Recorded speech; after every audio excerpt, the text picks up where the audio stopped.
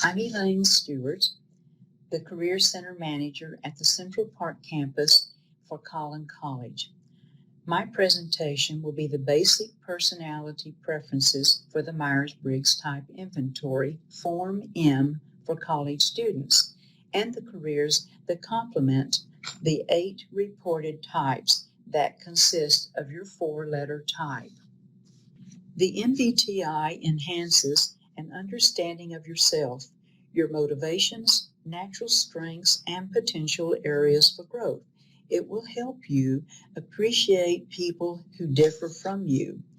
Catherine Briggs and Isabel Briggs Myers began developing the MBTI in the 1940s based on the Swiss psychiatrist Carl Jung's theory of psychological type, the way people perceive and make judgments. The MBTI is used for a variety of purposes: self-understanding, organization development, team building, problem solving, communication, academic counseling, relationship counseling.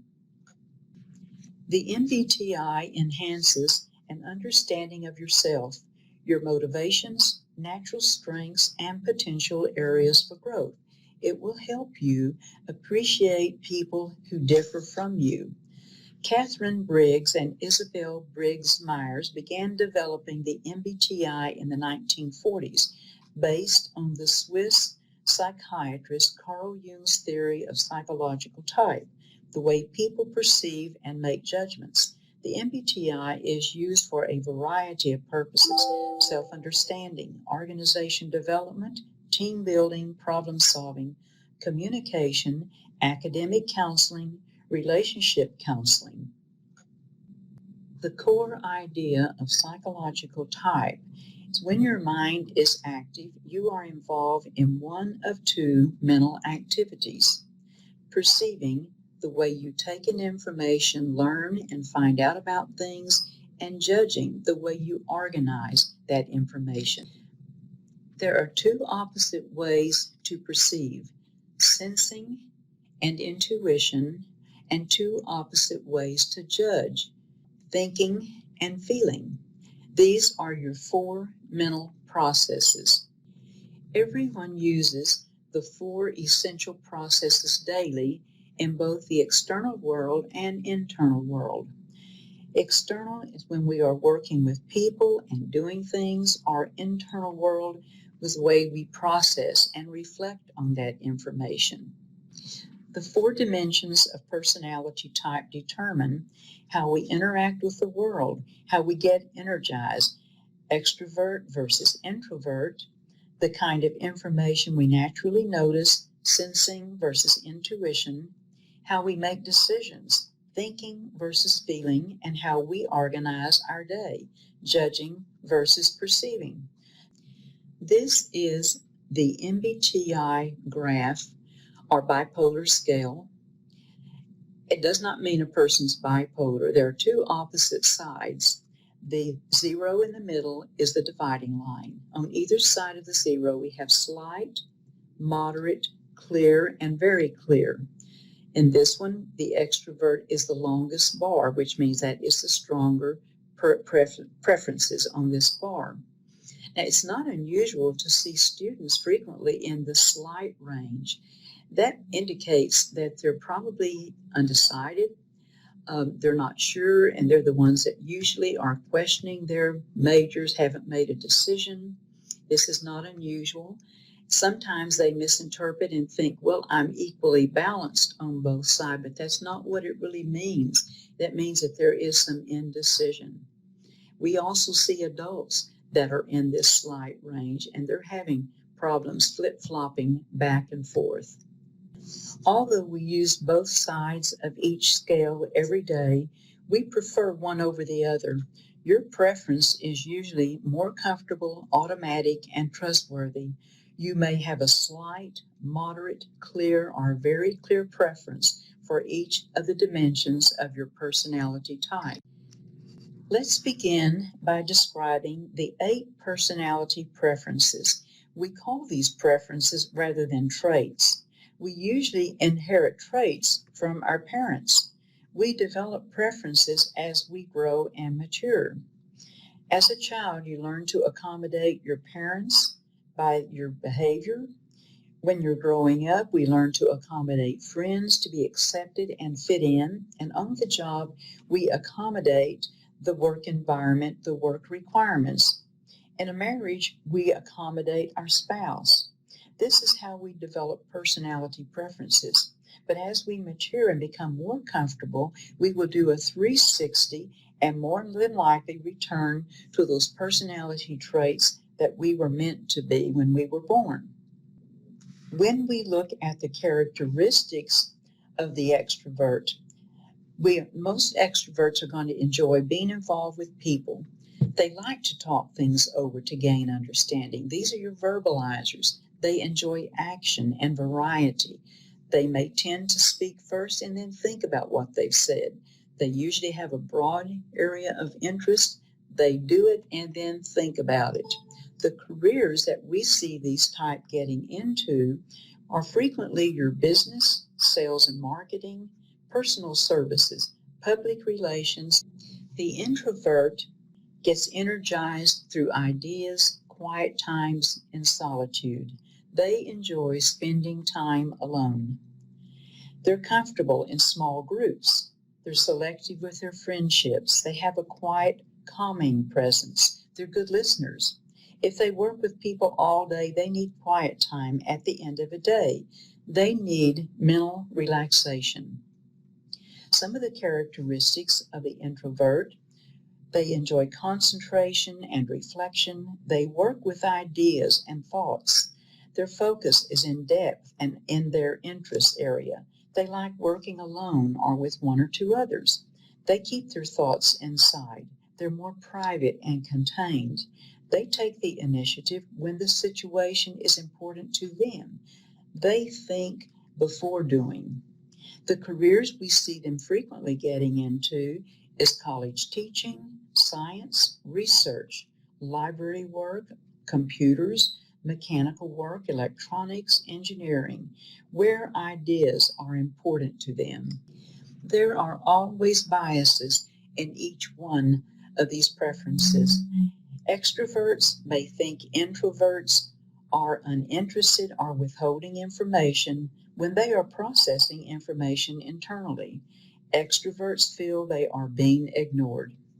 An introvert may think extroverts are uncertain or inconsistent when they are processing a decision out loud.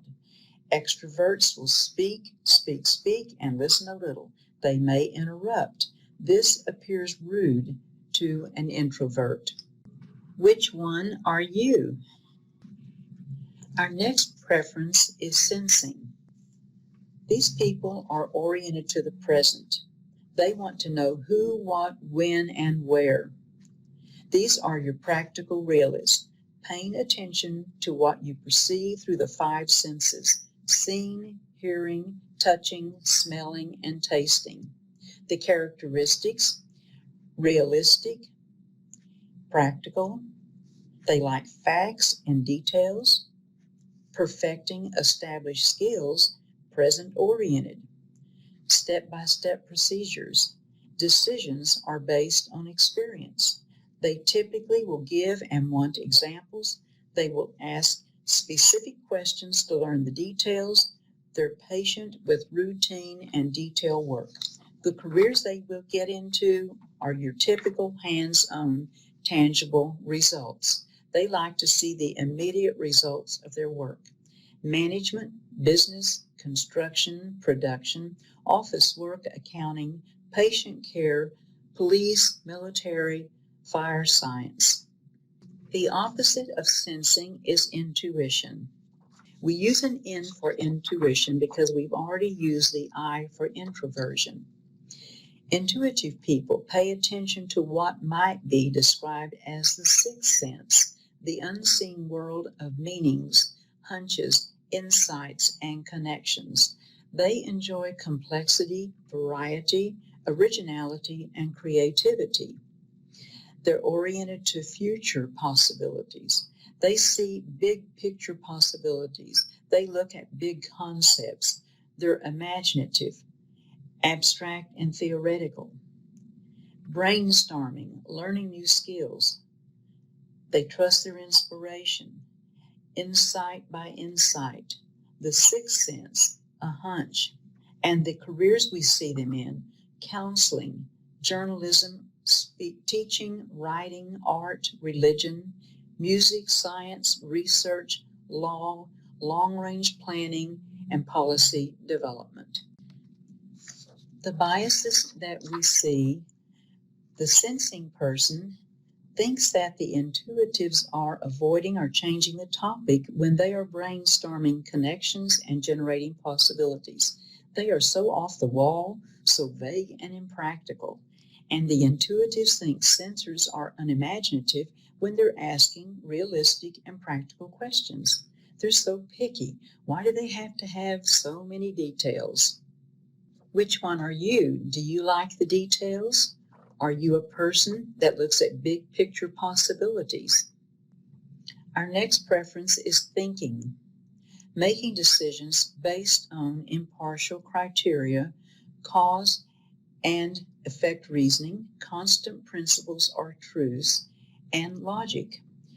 The characteristics of most people who prefer thinking: they strive for an objective standard of truth. They can be reasonable. They can be tough-minded, analytical. They solve problems with logic. They use that cause and effect reasoning. They can be fair. They want everyone treated equally. There is a very low need for harmony in the workplace. They make decisions with their mind. They're more task-oriented. They value logic, justice, and fairness. They would rather be right and honest than to be liked.